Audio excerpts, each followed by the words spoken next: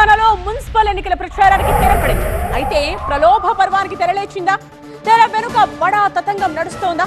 Municipals లో విజయం సాధించడానికి అభ్యర్థులు అడ్డదారులు తొక్కుతున్నారా? వందల కోట్ల రూపాయలు చేతులు మారుతున్నాయా? అసెంబ్లీ ఎన్నికల ప్రలోభాలను మించి మద్యం ప్రవహిస్తున్నాయా? తెలంగాణ మున్సిపల్ ఎన్నికల ప్రచారం ముగిసింది. కొద్ది రోజులుగా గల్లీలో వినిపించిన మైకుల హోరు పార్టీల ప్రచార జోరుకు తెరపడింది. పోలింగ్ కు కౌంట్ డౌన్ షురూ అయింది. ఈ నెల 11న ఉదయం 7 గంటల నుంచి సాయంత్రం 5 గంటల వరకు 116 మున్సిపాలిటీలు, 7 కార్పొరేషన్లకు పోలింగ్ జరగనుంది. 13న కౌంటింగ్ నిర్వహిస్తారు. మొత్తం 2996 వార్డుల్లో జరుగుతున్న ఈ ఎన్నికల్లో 12,993 మంది అభ్యర్థులు తమ అదృష్టాన్ని పరీక్షించుకుంటున్నారు. 52 లక్షల మందికి పైగా ఓటర్లు వీరి భవితవ్యాన్ని తేల్చనున్నారు. ఇందులో మహిళా ఓటర్లు 26 లక్షల మంది, పురుష ఓటర్లు 25 లక్షల మంది ఉన్నారు. ఎన్నికలను అత్యంత పారదర్శకంగా నిర్వహించేందుకు రాష్ట్ర ఎన్నికల సంఘం పటిష్టమైన చర్యలు చేపట్టింది. ఈసారి రాష్ట్ర ఎన్నికల సంఘం అత్యాధునిక సాంకేతికతను వినియోగిస్తోంది. రాష్ట్ర వ్యాప్తంగా ఏర్పాటు చేసిన 8,203 పోలింగ్ కేంద్రాల్లో 100% వెబ్కాస్టింగ్ సౌకర్యాన్ని కల్పించింది. ఈ ఎన్నికలు బ్యాలెట్ పేపర్ల ద్వారానే జరుగుతుండటంతో సుమారు 16,301 బ్యాలెట్ బాక్సులను సిద్ధం చేసి ఆయా కేంద్రాలకు పంపిణీ చేశారు.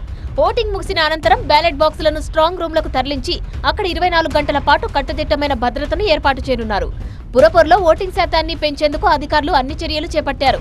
మరోవైపు 25,000 మంది పోలీసులతో భారీ బందోబస్తు ఏర్పాటు చేశారు.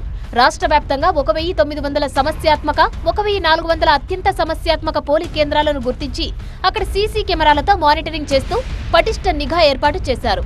ఎన్నికల నేపథ్యంలో ఎలాంటి అవాంఛనీయ ఘటనలు జరగకుండా ఎన్నికలు జరుగుతున్న చోట్ల మద్యం దుకాణాలను కూడా మూసివేశారు. ప్రచార పర్వం ముగియడంతో ప్రలోభ పర్వానికి తెరలేచింది. తెర వెనుక నోటుకు ఓటు తతంగం నడుస్తుంది.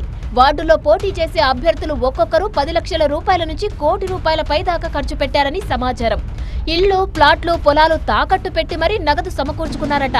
ఇదంతా చూస్తుంటే మున్సిపల్ ఎన్నికల్లో ప్రచార ఖర్చు అసెంబ్లీ ఎన్నికల ఖర్చును దాటిపోయినట్లు ఉందంటున్నారు రాజకీయులు.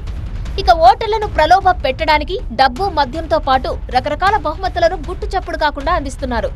కొన్ని చోట్ల ఆన్లైన్లో కూడా పేమెంట్ చేస్తున్నారట.